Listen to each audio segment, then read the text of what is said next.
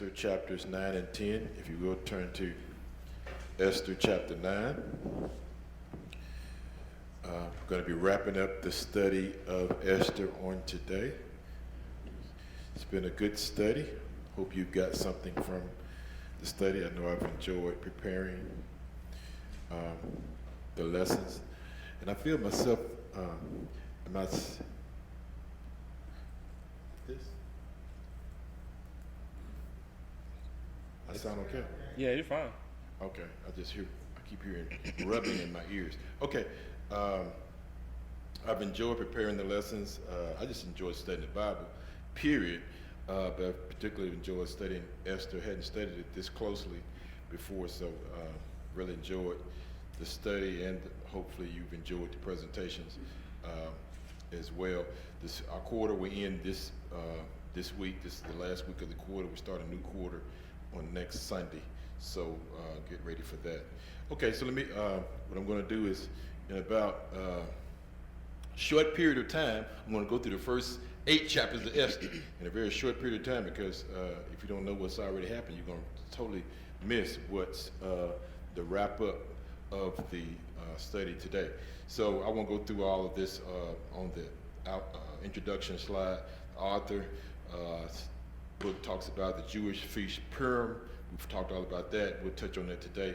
Also, it was written after the reign of Xerxes I, who reigned 46 to 465 BC. The purpose of the book is to keep the memory of the Jews, how God delivered them from this particular problem, from them almost getting destroyed, but God delivered them using different people who we'll talk about in the wrap-up study this morning.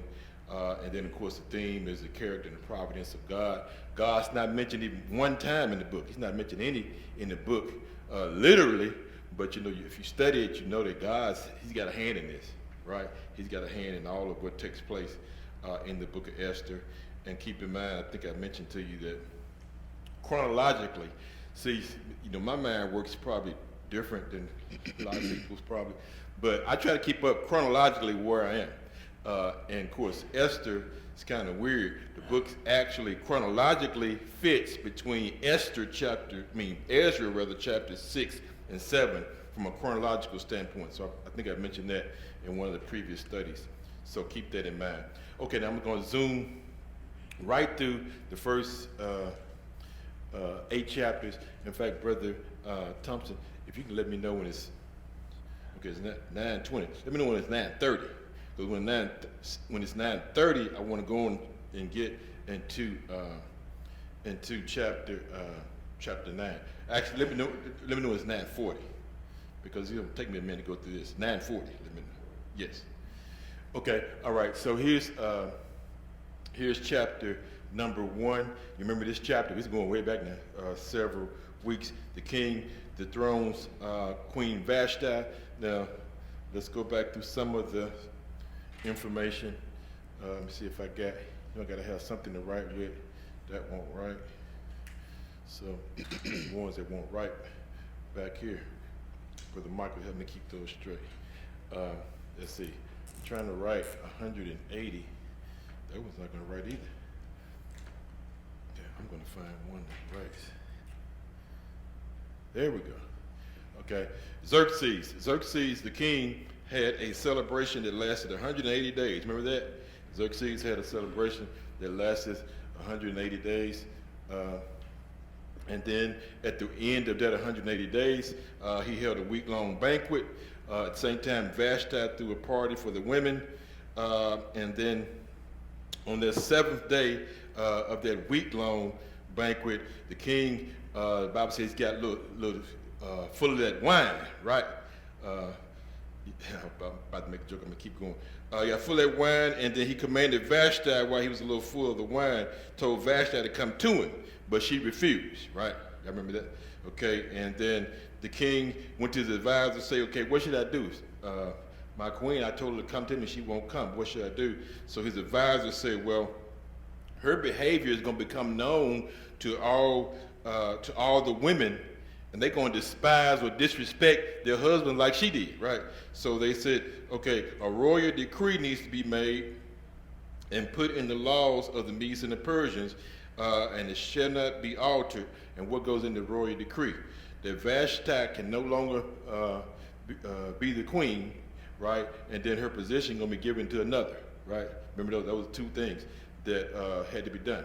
So the king did it, did those things, and then as a result, Vashti was banished from the royal household, and then he's going to replace her with a new queen, right? So we go with chapter 1.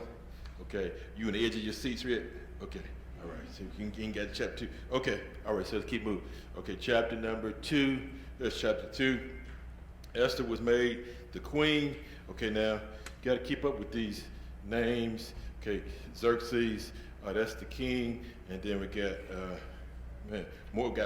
got Mordecai steps in, and of course, what is Mordecai's ethnicity? He's a Benjamite, isn't he? He's from the tribe of Benjamin, and it's going to become important here later on. And then, of course, Esther is his cousin, and Mordecai has raised Esther. Esther's parents were dead, so her cousin Mordecai has raised her as his own daughter. Now, so she's one of the ones that gets brought before the king. And then Esther, God's just working through this whole process. She wins the favor of all the people that saw her. They said, man, this is a beautiful lady. So she won all their favor, and the king loved her more than all the other women. And then Esther, Xerxes, he calls Esther before him, and then he was so pleased that he made her queen. Is that right? That's good. Made her queen, and then he threw a banquet. He likes doing banquets. He threw another banquet in her honor, and then Mordecai discovers a plot, all while this is going on. See, God said work, all while all these things are going on, right? So while Esther's made the queen, then Mordecai, her cousin, he discovers a plot. What happens? Well, okay, appreciate it, Mike. A couple of those eunuchs said they got mad. People get mad sometimes, won't they? Y'all ever had anybody get mad at you? I guess people get mad. Two people got mad at the king, Xerxes. They gonna kill him. But guess what? Mordecai found out about it, and then he told Esther. Then Esther told the king, and then the men were investigated. And then what happened? They got hung, right? They got hung. Boy, that's something. They got that hung. Got hung. That's bad. They shouldn't have did it. They shouldn't have gotten. You gonna get mad sometime, right? What does the Bible say? Be angry and that scripture better not do anything. So we can't. We're not supposed to sin when you get angry. You go and you cool off. And I gotta just stop and do a counseling session about how to cool off. No, y'all know how to cool off. Just go get in your car and just drive around. Just drive around. As long as you got some gas. I gotta keep going here. Chapter 3. Okay, so going on chapter 3 now. Haman's got a plot to destroy all the Jews. You got Xerxes, Mordecai, Esther, and then Haman shows up. And then what happens? Well, the king Xerxes promotes Haman Haman becomes second in command. So he becomes a kind of a big guy in the monarchy, and then the king had commanded all the people. Okay, Haman's second in charge now. So anytime you see Haman comes around, y'all got to bow down to him. What's this, Sister Jen? Sister Jen, she's a step ahead of she's your mama, a step ahead of you. Mordecai wouldn't bow down to him, would he, Sister Jen? Mordecai said, no, I hear what you say, King, but I ain't going to bow down to him. I'm not going to bow down to him. And then we talked about why he didn't, and that goes back to what I told you earlier. See, Mordecai's a Benjamite, but then what is Haman? Haman's a Amalekite, right? We're going to talk about that more a little bit later on, but you got to know the history. See, Mordecai probably knew, this guy's a Amalekite. I'm going to bow down to him? No, it's not going to happen.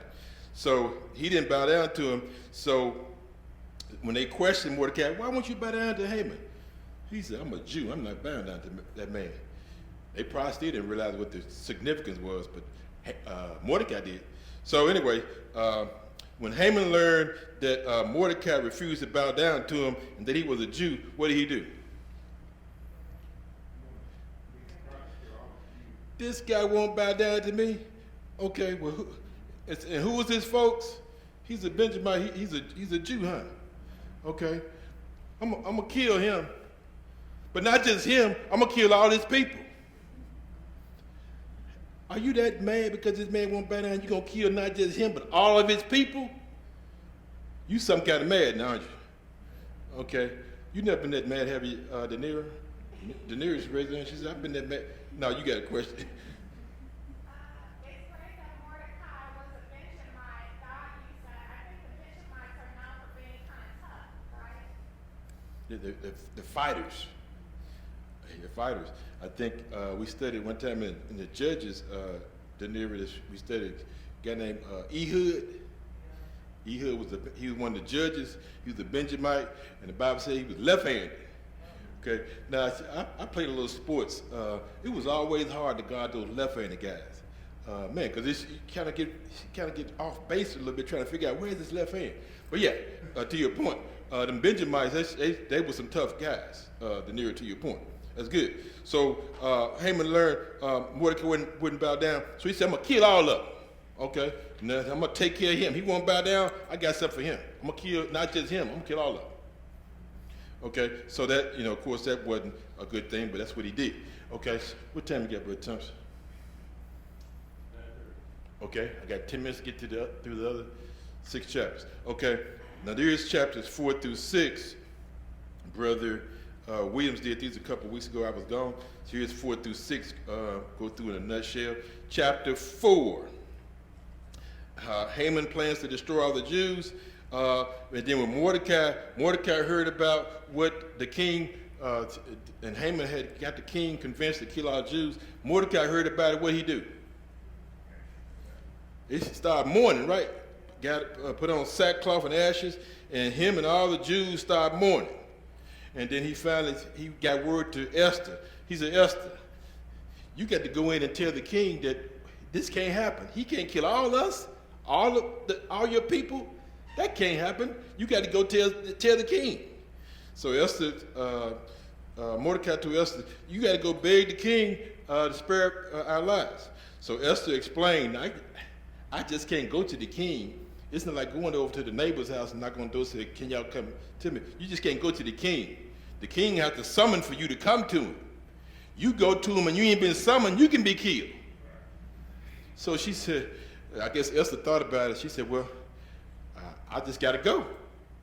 And then, in fact, Mordecai told her, you might have been put in this position to go.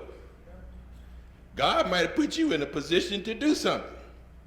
You ever thought about that? I think about that sometimes, even on my job. I think sometimes God may have put me in this position to do something for some other people, right? And I try to help other people when I can, but you never know why God put you in a position. Right. So anyway, let me keep going. Okay. So Mordecai asked Esther, "Beg for our lives." So Esther explained, I ain't been to the king and been summoned in 30 days. I just can't go to him. But since you said, Mordecai, for me to go, I'm gonna go.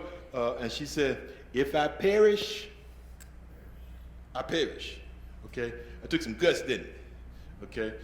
Not only men have guts, but some women have guts too, don't they? Okay, I was watching the Western the other night. At Matt Dillon. That Matt Dillon was something else. Matt Dillon has some guts. So he would go in there. He started shooting up people. He never did get. He got shot maybe one time. He never get shot a whole lot. But he went in there. He would shoot at him. I'm getting way off the base. Okay, so chapter 5. Esther invites the king and Haman to a banquet. And at the banquet, she asked the king asked her, "What do you want? You invite us to a banquet, me and Haman to the banquet, what do you want?" And then Esther say, "Okay, come to another banquet." Okay, that's something in it. Told him to come to this party, and then to get to the party, come to another party. They doing some party, ain't they? Yeah, but y'all don't know anything about that. Y'all don't know anything about that. Okay, so then Haman, on the way home from the first banquet, Haman went home, and he saw Mordecai out there. And Mordecai still wouldn't bow down to him. And then Haman got home and talked to his wife and friends. He said, man, still won't bow down to me. And then they said, okay, why don't you go build a gallows for him then? And then just ask the king to hang him. He won't bow down to you, just hang the guy. He's some corrupt folks, isn't it? Okay, I got to start talking better English. These are some corrupt people, aren't they? Okay, all right, I got to talk better. My parents taught me better. So Haman had the gallows built. Then chapter 6, the king honors Mordecai. That very night in chapter 6, the king couldn't sleep. I already told y'all, you think it's accidental that the king couldn't sleep? It's not accidental. The Lord can put some things in your mind that you won't be able to sleep. Have y'all ever been not able to sleep? I've been able to sleep a lot of times. A lot of times because I'm trying to watch a movie. I fall asleep. I watch a movie and fall asleep. Be 4 o'clock in the morning. I said, oh man. But the king put something in God put something in the king's mind. He couldn't sleep. So he started reading through the stuff. He said, wait a minute. This man saved my life. It was some men that were hung because they were trying to kill me. He saved my life. I never did anything for him, Mordecai. So then just at that time, he was looking at the papers, Haman came in. And the king said, Haman, what should I do for a man that's done something great? And then Haman think he's talking about him. Haman said, well, king, somebody done something great. Put on their best clothes, some good clothes on them, and put them on a big old horse and have one of the head people walk around with him and say, this is what's done for the man that the king honors. Haman think he's talking about him. And then he gets surprised at it. Okay, the king said, do exactly that, but do it for this man that you don't like. Do it for Mordecai. Here you see Haman, his spirit just dropped. The man that won't bow down to him, he got to parade him around through the city with some good clothes on and then shouting out, this is what's done for the man that the king wants to honor. So, man, I tell you, you just got to be careful. There's a whole lot of lessons in this study. I try to bother people at all because you never know how things will turn around on you. Try to bother somebody and next thing you know, they're your boss. Let me keep going. Chapter 7. Okay, that's 4, 5, 6. Then chapter 7, the king and the well, I missed the point though. Y'all let me miss the point. Y'all let me miss. I can't miss this important point, bro. This point right here. See, when Haman he paraded Mordecai around the city, this is what's done for the man the king wants to honor. But then Haman got back home. What happened when he got back home? He told his wife and friends, you know what I just did? I just paraded around the man that I wanted to hang. You know what his wife and friends said? You a dead duck. I got to give my downfall, the word I'm looking for. Your downfall is certain, buddy. That's what his wife and friends told him. His wife and friends, they the same one told him to hang the man. They were right this time, though. His downfall is certain. You just paraded around the man you want to hang. But anyway, chapter 7, Haman's put to death. So they come to the second banquet, Haman and Xerxes, and then the king asked Esther again, okay, what do you want? We went to the first banquet. You said you want us to come to the second banquet. We're at the second banquet now. Okay, what do you want, Esther? Just tell me what you want. She said, well, I just wish to save my life and the life of my people. My people have been sold to be destroyed, killed, and annihilated, and I just want to save our lives. The king asked, who want to do that? Who want to kill you and your people? Who wants to do that? That wicked, vile Haman. And there he is right over there. And then, boy, no, I'm not going to say that. But everything started going crazy. Okay? And then the king's so hot, he go outside. He said, man, I can't take it anymore. He went out to the garden, outside. And then, of course, Haman, he fall down at Esther's feet. Oh, Esther, no, please don't kill me, Esther. And then the king comes back in, and he sees Haman on the couch with the queen. He said, what is this man trying to molest my wife? Well, I go out here and cool off. I come back in, he molested my wife. And they knew the king had about had enough. They took him out, and then as they were taking him out, old Harbona said, oh King, he one of the eunuchs. He said, King, by the way, Haman had some gallows built for Mordecai because he didn't like him because Mordecai wouldn't bow down. He had some gallows built for him. The king said, hang him on him. Then they hung him on the gallows. And then the king cooled off. Okay? It's better to cool off when you drive around in the car versus hanging somebody and cool off. Drive around the car, hang out. Don't hang nobody. But anyway, the king cooled off after Haman was hanged. But is everything over? Story over? No. Story's not quite over yet. We gotta get to chapter 8. And Brother Thompson, you read to me, it's 9:40. Okay, I got 1 minute to get chapter 8. So then the Jews are taught to fight back. Of course, now after Haman's dead, Haman's estate was given to Esther. So Haman's estate's given to Esther, and then Mordecai was made second in charge only to the king. So see how the tables turn? Now Esther's got his estate, Mordecai's made second in charge, but we still got a problem. That edict that Haman put out there to kill all the Jews, they couldn't reverse it. You can't reverse something that the king has already put his signet ring, signed it on to it. You can't reverse the edict. So what did they do? Well, the king said, make a new edict. And guess who wrote it? Mordecai wrote the new edict. Because what? He's second in charge. So the king said, Mordecai, you write the new edict. Mordecai went and wrote the new edict. And the new edict said, the Jews can prepare weapons and take vengeance on those who hated them on the 13th day of Adar. So he wrote that edict, and then the people heard about it, and they were so excited because they thought they would get ready to be killed and not have anything be done about it. But now they can defend themselves, right?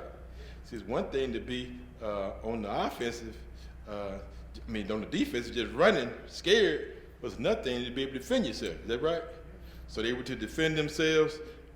So, in fact, the Bible says, the last part of chapter 8, that many of the people, the Persians and those that weren't Jews became Jews. And I mentioned it was probably through a process where you become a proselyte. It's a process you go through to become convert to Judaism. Many people, because they feared the Jews. They said, man, these Jews, they get to kill all their enemies.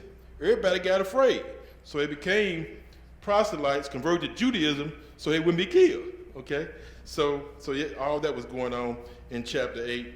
So that's kind of how that chapter ends. So now we're ready for chapter 9. What time is it? 9:42. I'm 2 minutes late, but as it always is, better late than never.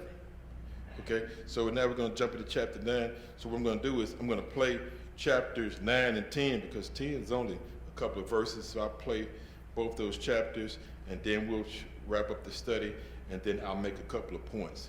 So let me go ahead and play chapters 9 and chapter 10.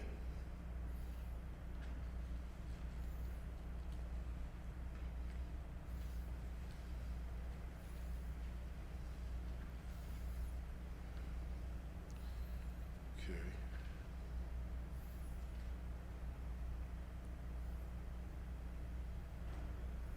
Chapter 9. Now in the 12th month, that is the month of Adar, on the 13th day, the time came for the king's command and his decree to be executed. On the day that the enemies of the Jews had hoped to overpower them, the opposite occurred, in that the Jews themselves overpowered those who hated them. The Jews gathered together in their cities throughout all the provinces of King Ahasuerus to lay hands on those who sought their harm. And no one could withstand them, because fear of them fell upon all people. And all the officials of the provinces, the satraps, the governors, and all those doing the king's work helped the Jews, because the fear of Mordecai fell upon them. For Mordecai was great in the king's palace, and his fame spread throughout all the provinces. But this man Mordecai became increasingly prominent. Thus the Jews defeated all their enemies with the stroke of the sword, with slaughter and destruction, and did what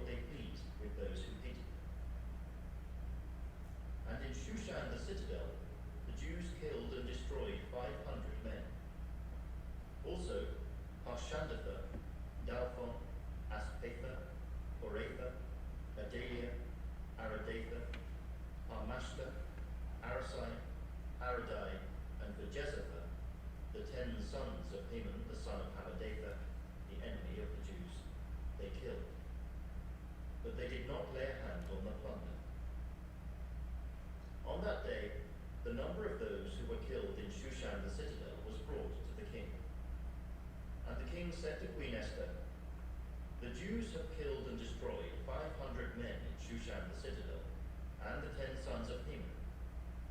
What have they done in the rest of the king's provinces? Now what is your petition? It shall be granted to you. Or what is your further request? It shall be done." Then Esther said, "If it pleases the king, let it be granted to the Jews who are in Shushan to do again tomorrow according to today's decree. And let Haman's 10 sons be hanged on the gallows." So the king commanded this to be done. The decree was issued in Shushan, and they hanged Haman's 10 sons.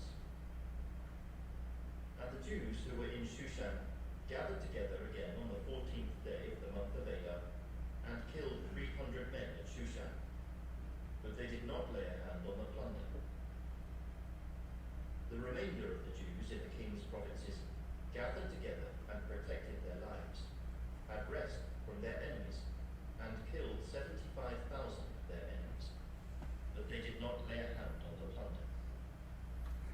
This was on the 13th day of the month of Adar. And on the 14th of the month they rested, and made it a day of feasting and gladness. But the Jews who were at Shushan assembled together on the 13th day as well as on the 14th. And on the 15th of the month they rested, and made it a day of feasting and gladness. Therefore the Jews of the villages who dwelt in the unwalled towns celebrated the 14th day of the month of Adar with gladness and feasting, as a holiday, and for sending presents to one another. And Mordecai wrote these things and sent letters to all the Jews, near and far, who were in all the provinces of King Ahasuerus, to establish among them that they should celebrate yearly the 14th and 15th days of the month of Adar, as the days on which the Jews had rest from their enemies, as the month which was turned from sorrow to joy for them, and from mourning to a holiday. That they should make them days of feasting and joy, of sending presents to one another, and gifts to the poor. So the Jews accepted the custom which they had begun, as Mordecai had written to them, because Haman the son of Hammedatha the Agagite, the enemy of all the Jews, had plotted against the Jews to annihilate them, and had cast Pur, that is the lot, to consume them and destroy them. But when Esther came before the king, he commanded by letter that this wicked plot which Haman had devised against the Jews should return on his own head, and that he and his sons should be hanged on the gallows. So they called these days Purim, after the name Pur.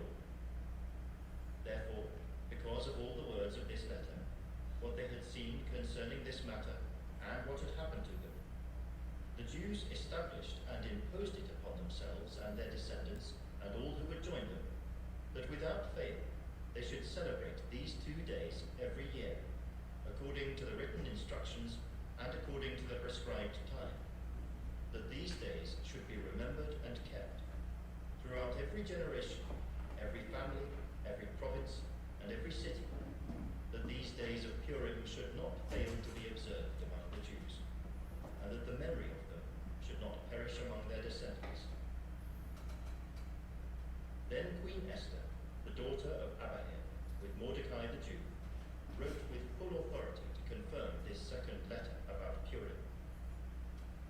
And Mordecai sent letters to all the Jews, to the 127 provinces of the kingdom of Ahasuerus, with words of peace and truth, to confirm these days of Purim at their appointed time, as Mordecai the Jew and Queen Esther had prescribed for them, and as they had decreed for themselves and their descendants concerning matters of their fasting and lamenting. So the decree of Esther confirmed these matters of Purim, and it was written in the book. I'm going to go ahead and read chapter 10, just 3 verses. Chapter 10. And King Ahasuerus imposed tribute on the land and on the islands of the sea. Now all the acts of his power and his might, and the account of the greatness of Mordecai, to which the king advanced him, are they not written in the book of the chronicles of the kings of Media and Persia? For Mordecai the Jew was second to King Ahasuerus, and was great among the Jews, received by the multitude of his brethren, seeking the good of his people, and speaking peace to all his countrymen.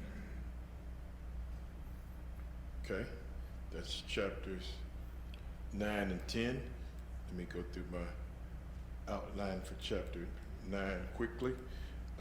Okay, so I got two sections for chapter 9. The Jews destroy their enemies. So verses 1 through 4 of chapter 9, the king's edicts went into effect. Now remember, you get two different edicts, right? You got two edicts. You have Haman's edict. What was Haman's edict? To destroy all the Jews, right? To kill all the Jews. And then Mordecai came up after Haman was hanged, and the king let Mordecai write a new edict. What was Mordecai's edict? That they can defend themselves, right? Jews can defend themselves. So then whose edict was followed? That's the question. Whose edict was followed when everything went down? Whether Bible says, verse 3, the leaders, the officials, satraps, governors followed the edict of those in power and helped who? They helped the Jews. So they went with Mordecai's edict to help the Jews defend themselves. Okay, so the Bible says the Jews overpowered their enemies throughout all the provinces, and then Mordecai became what? He became more and more powerful and prominent, the Bible says, and his reputation spread throughout the provinces. That's kind of amazing to me. This is a man that is at the gate, wouldn't bow down to this Amalekite, and now he rose up. He's second in charge. And in fact, he's not only second in charge. His reputation is spread throughout all of the Persian Empire. This man is kind of like a hero within the Persian Empire. So it's something. So let me go down verses 5 through 15 to chapter 9. The Jews put to death all those who hated them, which included 500 men in Susa. You know, Susa, that's kind of the city. Susa, that was the big city where the palace was. So they killed 500 men in Susa, didn't take the plunder. Then the next day in Susa, they killed how many? 500 the first day. How many? 300. 300 the next day. Okay, that's in Susa, the city. They killed 300. So 500 plus 300, how much? Okay, 800. Okay, math was my good subject, so I was just trying to make sure y'all knew how to do math. I'll just keep it. Okay, so they killed 800, and then they killed Haman's sons, verse 12, and then came back and said, verse 13, they came back and asked Esther, can we hang Haman's sons? But they already killed him in verse 12. Why would they ask to be hanged him in verse 13? Probably they hung him after they killed him as a display, kind of put fear in people, right? Because if you walking by, you see some 10 men hanging, what you gonna think? I'm like, okay, I don't want to be up there hanging like those men. Okay, so it's to put fear in those who were enemies of the Jews, that just Haman's 10 sons were hanging up. They allowed them to be hung up on display. 16 through 17, the Jews killed 75,000. So this is in the city. They killed 800. But then the Bible says they killed 75,000 out in the rural area, right? 75,000. So killed 75,000 out in the rural area, but the Bible also said they didn't take the plunder. Now this, you might say, that's a whole lot of people. Let's say 75,000 plus killed 800, plus Haman's 10 sons. Okay, it's 0, 0, carry my 1. I think it's 75810. I think it's the number. Plus, 75,000. That's a lot of people in it, they killed. 75,810. Okay, but see, that's nothing compared to how many was Haman gonna kill? Haman's gonna kill many more than that. Remember I told you last week, he was planning, if he'd killed all the Jews, the low estimate was about 500,000 Jews that were in the Persian Empire. So 75,000 compared to, that's nothing compared to 500,000 that Haman was gonna kill. If his edict would have went through. Yes, sir, Brother Eddie. 8-3-10. I didn't carry my 1 right. Okay. Okay,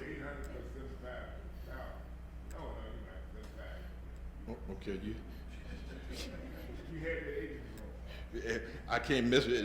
This is my helper, right? You think I'm messing with this man right here? I'm not gonna mess with him at all. That's my helper. Now we have some courses on it. Yes, ma'am.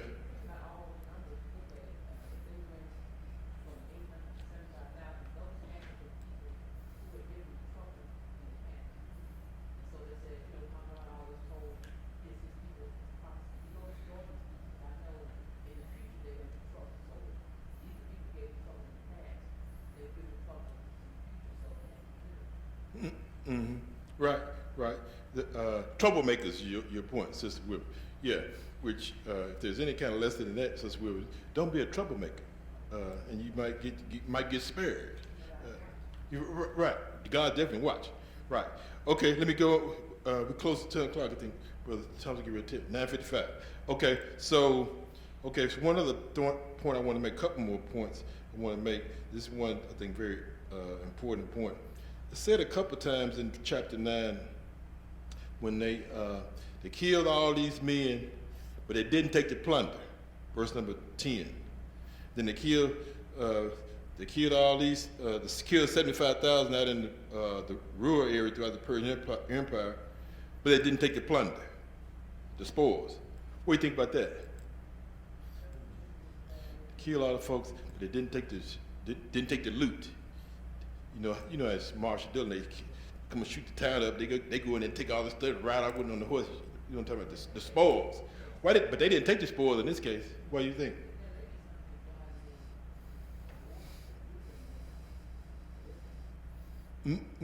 That's a good thought, Sister Wilbur. Let me give you my thought. Don't you remember Saul? I remember Saul, right? Saul was the first king of Israel. Okay. Saul, he was also a Benjamite, wasn't he? Just like Mordecai. See, yeah. Let's see. I'm gonna try a different color this time. Brother Mike, maybe this blue might be. Saul, got Saul over here. Then you got Mordecai. Okay. So you remember 1 Samuel 15. Remember where Saul messed up?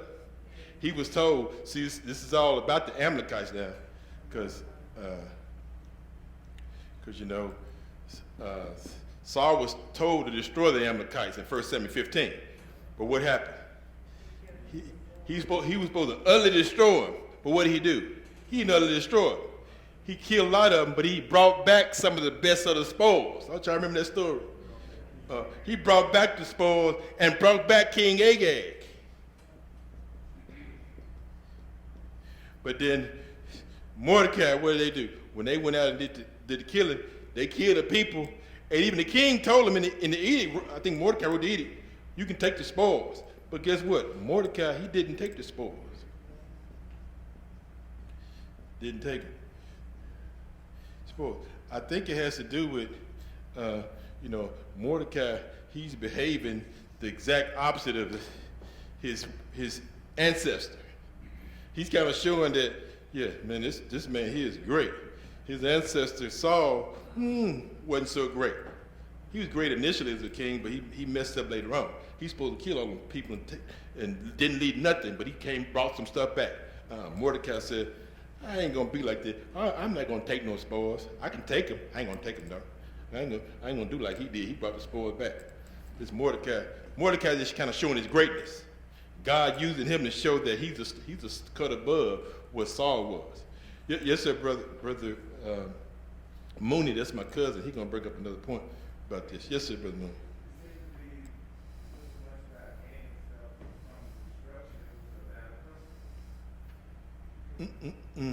It could be, but my references say, brother Mooney.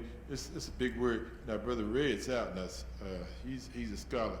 I'm not a Bible scholar by no means, but I keep seeing this word when I study this section, how Mordecai is an antithesis. You ever heard that word? That means he's a total opposite of this guy. He ain't gonna do with this guy. He wasn't right. He had the evil spirit. Remember, he had the evil spirit. This man, he tried to kill David. You know how great David was. He wasn't right. But Mordecai, God showing him that, man, this guy's a cut above this guy over here. I think that's what God's showing with this.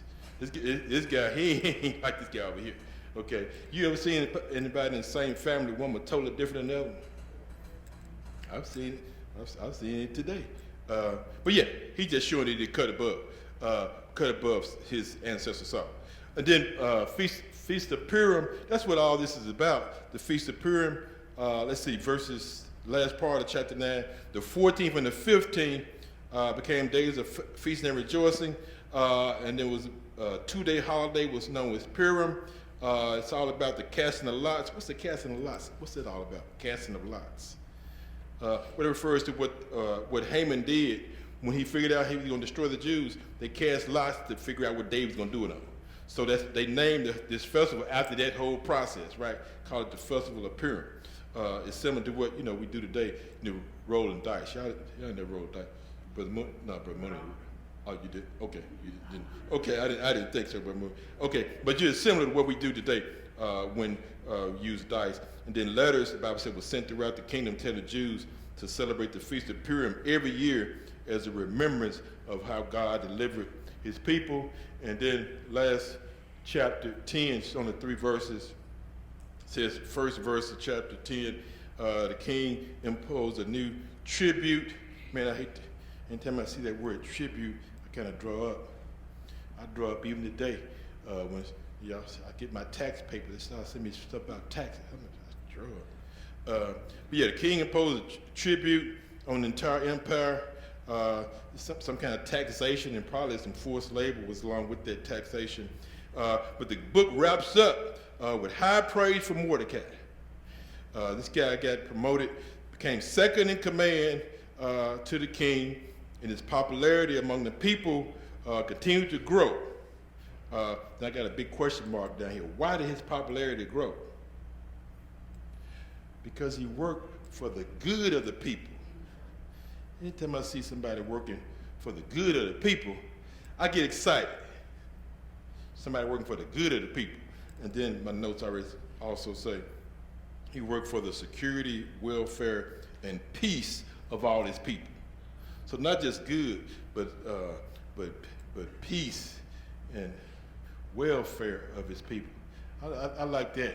Man, you can't touch that with a 10-foot pole. Somebody trying to work for the good and the peace and the welfare of the people. I'm with that all the way. Because there's nothing I forget one of my dad's favorite sayings. Son, keep the peace. Just learn to keep the peace. So, okay, Dad. Learn to keep the peace. Because he was a peaceful man. So it's learn to keep the peace. You got questions? Or you just... Yeah, yes, ma'am.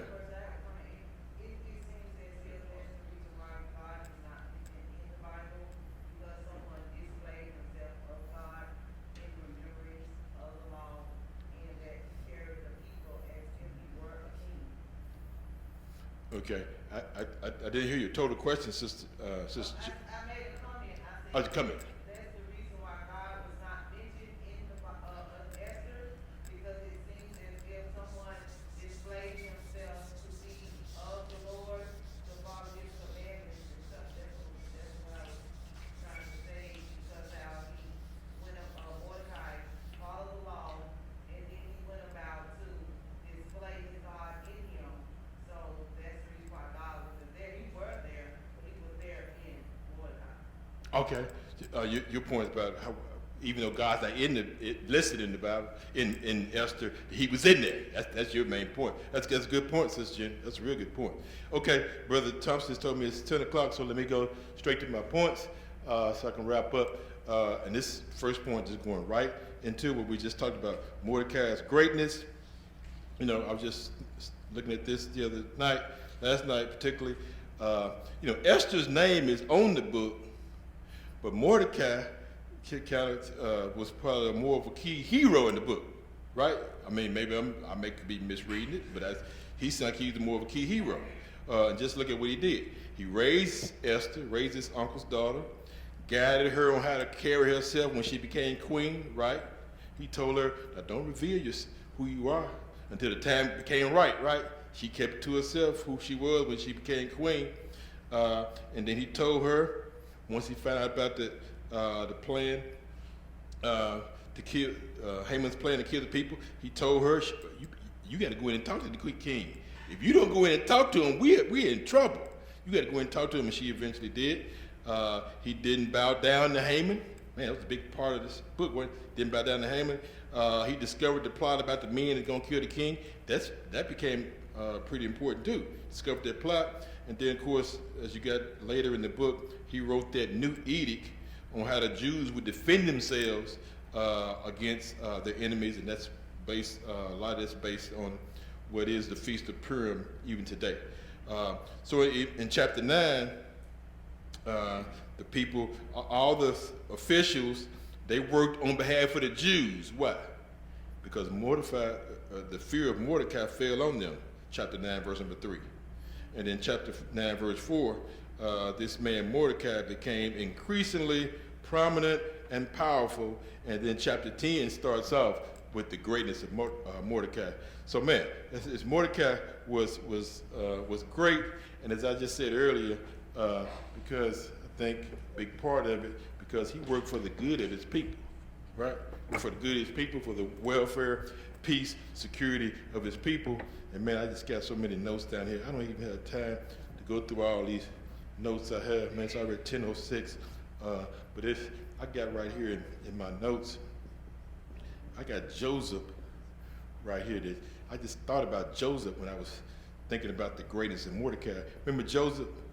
Joseph got sold by his brothers to the Ishmaelites, didn't he? Then got put in prison. Potiphar's wife lied on him, but he ended up becoming great, didn't he? He was second also in command, as was Mordecai. And then toward the end of the story in Genesis, we're going to study Genesis. This is young people are next year. The Bible is on Genesis. We're going to probably study that a little bit. But Joseph told his brothers, y'all meant it for evil, didn't you? Y'all sold with them Ishmaelites, but God meant it for what? God meant it for good. Y'all sold with them Ishmaelites, but God worked it all out for the good of the people, didn't he? I thought about that too.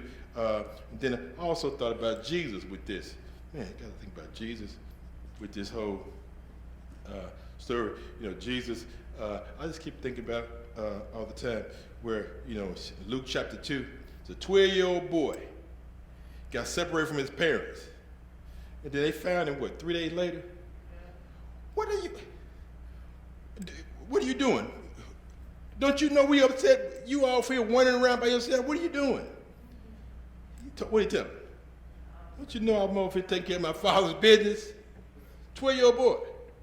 He in the temple with the people. He answering their questions. 12-year-old boy. They were astonished. They said, how does the 12-year-old boy know all these answers? Because he was God, wasn't he? Okay, but then the Bible says, last part of Luke chapter 2, man, he won favor with both God and the people. And Jesus was something else. So what am I saying? Mordecai was great, Joseph was great, but Jesus was greater, wasn't he? That Jesus was something. Okay, let me go. My time is running out. So my next point was Esther was a big help too. Now I'm not trying to say Esther wasn't a big help. She didn't go into the king, risk her life, going to the king and tell him that the Jews were in trouble. She put her life on the line, didn't she? What'd she say? If I perish, I perish. Okay? But then she didn't perish. As a result of that, I thought about that too. Man, that just makes me think about one of my favorites. The Apostle Paul. Y'all know about him? You know about Apostle Paul? What did he do? Well, 2 Timothy 4, he was on death row. Just like Esther, she put her life on the line going to the king. Paul was on death row, 2 Timothy 4, what did he say? I'm being poured out of the drink offering. The time of my departure is at hand. He knew he getting ready to die. He know Nero getting ready to take him out. What did he say? I've fought a good fight. Finished my course, kept the faith. I'm ready to go on. And then what happened? Nero cut his head off, didn't he? Man, that's tough business, isn't it? What am I saying? Okay, Esther was a big help. Paul was a big help too. Okay, in fact, we read Paul's letters years later. He wrote what? Back in the first century. 2,000 years later, we still reading his books, his letters, right? Still encouraging us today. So what am I saying? Try to help God's people however and wherever you can. I try to help people, period. But particularly God's people, but Ray was making that point the other night. So if you help God's people, what are you doing? You helping yourself. You don't think that's true or false? That's true. If you help God's people, you're helping yourself. If you hurt God's people, what do you think you're doing? Do I got to go back to this whole lesson about Haman? He was trying to hang a man, he got hanged. For what reason? He was trying to hurt God's people. Try to help God's people. You help God's people, you're helping yourself. Let me make this one thought, Sister Denira, and then we're going to come right to you, because I got to get this one in. If I don't get this one in, I'm going to say my lesson wasn't what it was supposed to be. Remember our merciful God. It's 10:10, but I got to get this in. Man, what kind of mercy did God show on these people?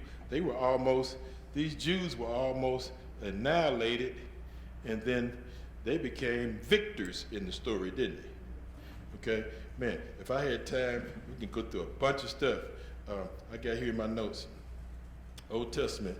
We're going to probably go step back and study Genesis. But just think about how far we've come since the flood in the Old Testament. God said, I'm not going to destroy the earth with a flood no more. Won't be anything like that anymore. But you still have some other things. Assyrian captivity, Babylonian captivity. But then after Babylonian captivity, what happened? The remnant came back. And then from their remnant came Jesus and the church, wasn't it? And the cross. Man, what a merciful God we serve. He could destroy this earth and just kept it destroyed with that flood. But what did he do? He brought man back all the way. Assyrian captivity, Babylonian captivity. He could have definitely been Babylonian captivity. Brought remnant out, and then we have the church. Boy, I don't have time to say what's left in my notes. I'll just say, I just think about my own life. I can talk about some people in the Bible, but I just think about your own life. I can think of back times in my life when I didn't have my brain screwed on right, doing all kinds of crazy stuff. Then look at who I am today. I'm not that great, but teaching the Bible to some people, Christians in Bible class. Man, God's merciful, because I could have been long gone, 6 feet under. Y'all too, y'all done anything wrong? No, y'all haven't done anything wrong. I've just been mean. Y'all done. No, y'all done something wrong too, but our God is merciful. So what am I saying? He brought us a long way. And I don't even know you guys' life story. I know mine. And I know y'all like me. We're men and women. We make mistakes. But then, man, we in Christ, the blood will wash away those mistakes. You just got to stay on the right track. That's the main thing. Stay with God. What I tell him, stay with God. Stay with the church. That's all we got. I can't get out the church. I can't do it. If you see me doing it, you come get me. If you see me not coming to church, you call me. But then why you staying at home? You're supposed to be at church. That's what I should be doing for you. Do it for me. Because this is where salvation is. You don't stay in the church, you're going to lose out. Stick with God. That's what I tell anybody. Stick with God, because he's brought us a long way, and he's going to take us on home if we stay with him. Man, there's a lot of people going home too. Really, I don't want to belabor that. My time's up, but man. But we're going home too. But we stay with him, we're going to be fine when we go home. Right? So just stick with God. Okay, I've said enough. Okay, Sister Neri, I'm going to let you wrap it up with your last question, and then we're through, if you still remember. So what you said earlier about helping God and his people, did Sinai reinforce that through Haman, but then he came back